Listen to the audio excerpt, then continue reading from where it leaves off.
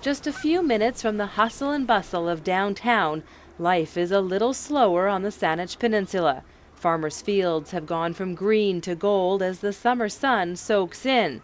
And tucked away between the ocean and the hills is a place treasured by the entire community. Well, it's very much a community hospital and has been for decades. The Saanich Peninsula Hospital is 128,000 square feet of true community health care. A broken arm or foot doesn't mean a trip to Victoria or the West Shore for a cast or surgery.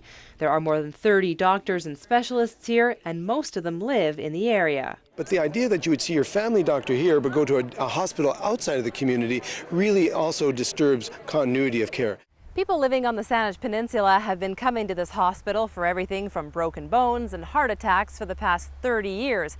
But that's part of the problem. The hospital was built in 1978 and is in need of some upgrades. And then you're going to have like the surgeon and an assistant and the scrub nurse and the circulating nurse. It gets to be pretty crowded in here. With just 2,600 surgeries in the past year, the Saanich Peninsula Hospital is not the hustle and bustle of the 14,000 plus surgeries at Victoria General. But that doesn't mean these operating rooms are any less important.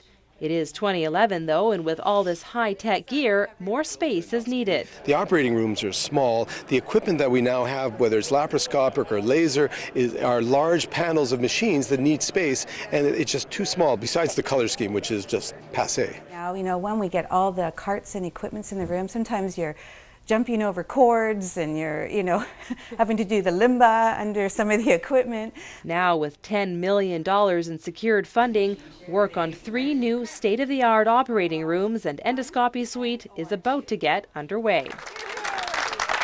A lot of surgery now is daycare surgery, laparoscopic surgery, so we can do a lot more cases where people come and go on the same day because we'll have a larger PAR and better flow through, as well as space where we can have the modern equipment to attract the surgeons. We just attracted a younger than me, general surgeon from a South African graduate from Newfoundland who was busy from the day he came, and he's only going to bring excellence to this area. These high-tech upgrades are a big deal for a small community. So much so that most of the $10 million in funding came from donations to the Saanich Peninsula Hospital Foundation. It's important that we have partnerships, and I think one of the major partners here is the Saanich Peninsula Foundation, who raised over $5 million.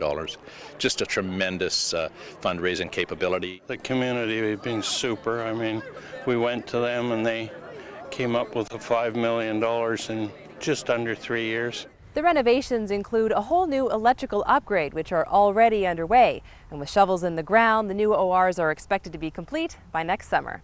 In Central Saanich, I'm Nikki Ewanyshyn for The Daily.